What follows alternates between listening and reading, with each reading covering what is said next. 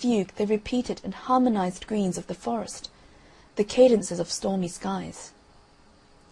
Did we realize how slight an adjustment of our organs is needed to initiate us into such a world, we should perhaps be less contemptuous of those mystics who tell us that they apprehended the Absolute as heavenly music or uncreated light, less fanatical in our determination to make the solid world of common sense the only standard of reality. This world of common sense is a conceptual world. It may represent an external universe. It certainly does represent the activity of the human mind. Within that mind it is built up, and there most of us are content at ease for aye to dwell, like the soul in the palace of art.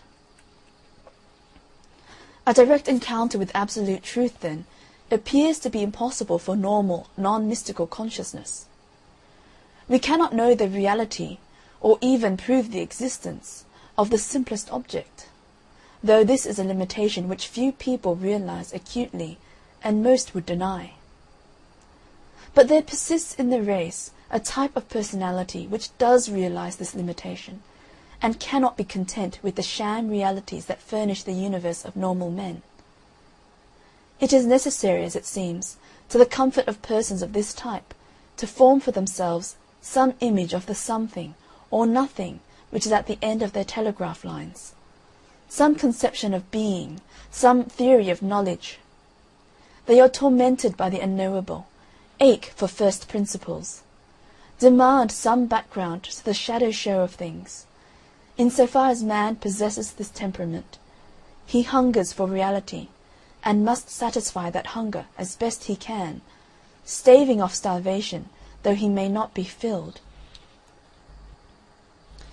It is doubtful whether any two selves have offered themselves exactly the same image of the truth outside their gates. For a living metaphysic, like a living religion, is at bottom a strictly personal affair, a matter, as William James reminded us, of vision rather than of argument. Nevertheless, such a living metaphysic may, and if sound generally does, escape the stigma of subjectivism by outwardly attaching itself to a traditional school, as personal religion may and should outwardly attach itself to a traditional church. Let us then consider shortly the results arrived at by these traditional schools, the great classic theories concerning the nature of reality.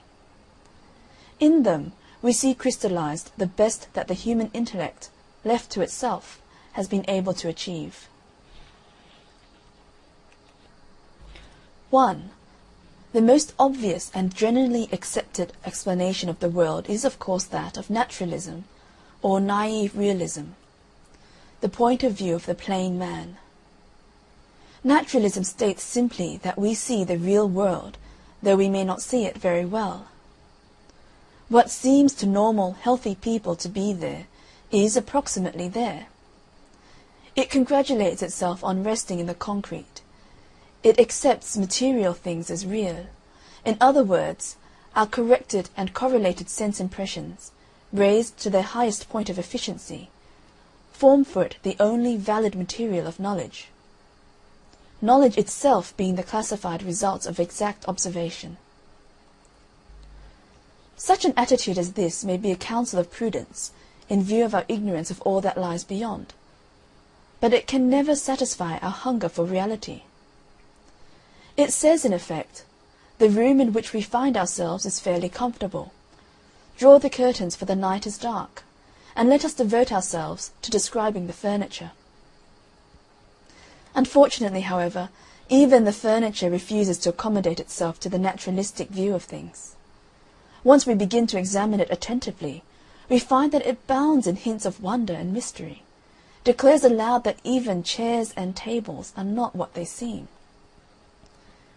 We have seen that the most elementary criticism, applied to any ordinary object of perception, tends to invalidate the simple and comfortable creed of common sense, that not merely faith, but gross credulity is needed by the mind which would accept the apparent as the real.